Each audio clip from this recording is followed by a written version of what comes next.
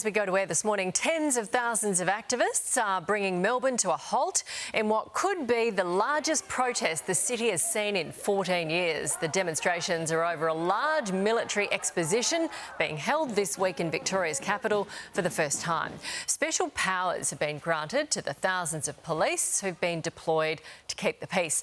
Joining me now is former police detective Peter Moroney. Good morning to you. Morning, Nat. I guess you've been involved in some of these type of protests. Yeah, been in and around different protests throughout my career over time, and certainly know a few men and ladies that have been involved in organising such a large logistical nightmare. OK, so if it's a nightmare, what have you got to watch out for? What are some of the key points? There's multiple things to be on alert for. So the police operation wouldn't have just started today. The police would have started several days ago in terms of planning their intelligence. They would be certainly wanting to know who the protesters are, but they'd be across things like social media in terms of trying to identify what other fringe elements may come through or be part of and try to basically hijack that protesting. They'd certainly be aware of having the police resources ready to go. Now, you won't see all the police resources on display this morning. You'll see a number of resources in reserve. So if for example, they needed to, perhaps the mounted police will be there, the dog squad would be there, and the riot squad formed and ready to go to some degree. So there'll be a lot of police that you simply won't be seeing behind the scenes at the moment. When we see protests like this, and I've covered quite a few myself, the protesters say the police made it turn violent. The police say the protesters made it turn violent. How do we stop it becoming violent?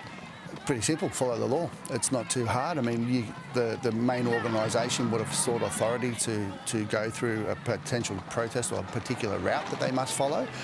Stay within the confines, stay within those rights. Whilst you are protesting, that is everyone's democratic right. Equally though, at that venue, if we talk about Melbourne today, those people are attending a venue because they want to attend that venue. So the protesters can't impede on the free flow of traffic or step outside the boundaries of that, because what that may then in turn do is create risk to people and to property.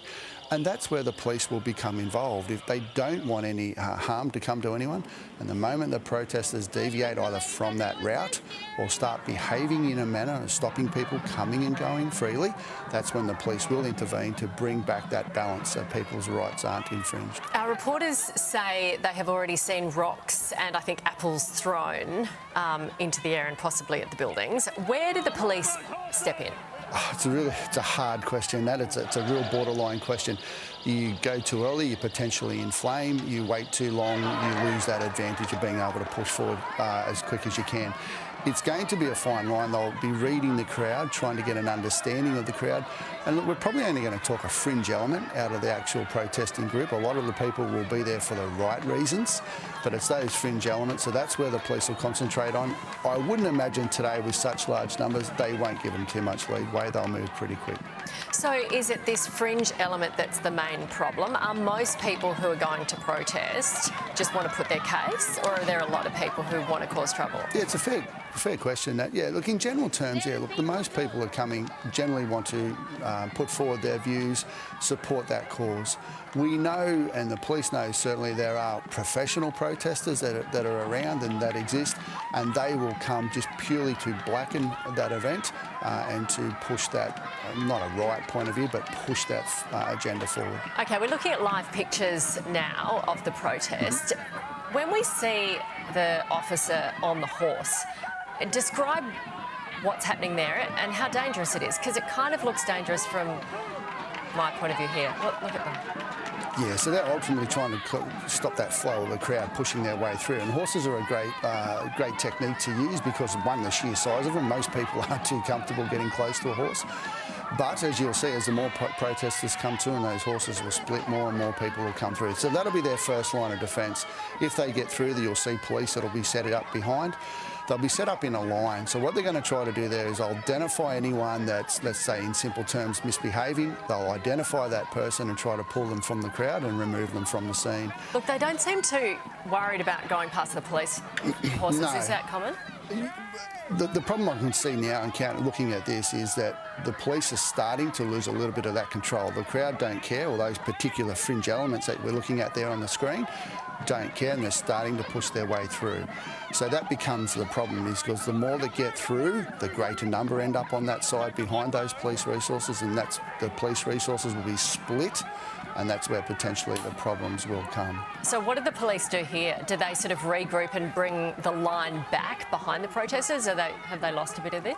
Yeah, so generally what they're going to do, there'll be a lot of communication going on behind. You're going to see a number of police will probably start to walk down shortly. Hang on, we've seen, what are they throwing at the police horse? They'd be throwing anything they can get their hands on. See, and it's this fringe element here that have got to go. They're not there for the right reasons. They are there purely to antagonise, to disrupt and potentially harm the police. I mean, throwing objects like that at a police horse, I mean, it's common sense. He's just a grub. They should be removed. That's why they're covering up their faces, so they can't be identified. But I know the government have given those powers back to Victoria Police. They can demand their faces be uncovered and seek their identity for those exact reasons. So they're obviously throwing the horse poo at the cops. Should they be arrested here? Where do you step in? Great question. That's a very volatile situation down there at the moment. So the police have got to use their judgment here. If they go, as I said, if they go forward too quickly and they don't go forward in a unified manner, they're going to split their lines, and that's going to cause the protesters to get in behind them and probably get over the top of them. It's about a balancing act of trying to read the crowd. Are they being quite vocal and contained? If that's the case, they may just leave it there. But once that crowd starts to surge forward, or a few fringe elements break through, that's where you're going to see a number of other police resources come back around to try to shut that down so they don't have free run of the street. Does it look like the police horses are now trying to reform? Yeah, you'll generally find that if, as you saw, because they're so split, they're getting through. So they may come out now, they may just take a step back, and the police, men and women, will step forward on foot, and they'll try to maintain that line for them from that perspective. So horses are very beneficial, but they can only be for a particular time. Obviously, the greater that crowd, the greater the crowd surge, we're going to end up problems with breaking that line. I know the police are trained for this, but they're still people. Is it a frightening environment to be in? It's a very frightening environment to be in. If you're standing in crowds and you're having bricks and rocks pelted at you left, right and centre, I mean, you've got equipment, I accept that, and they are trained, I accept that. Yeah, OK, we've got our reporter on the ground, Tegan Doling. Tegan, you're in the middle of this. Tegan, can you hear me? I can, Nat. Yeah, sorry, it is very loud down here, guys, and a really fluid scene. What we've actually just seen happen was pretty disgusting. We saw a number of the activists attacking the police horses. We're right at the front of the DFO. They were throwing rocks at them, so much so that they actually had to grab the police horses out of the other way and put them back to the end of the DFO because it was just simply too dangerous for the police horses down here. Unfortunately, that's where we are at with the activists. As you can see here, they have just blocked off this huge intersection, which is the Montague Street intersection coming into the city. This is going to cause major traffic delays. Nat, this is one entrance into the expo. Obviously, there's the other entrance over the other side.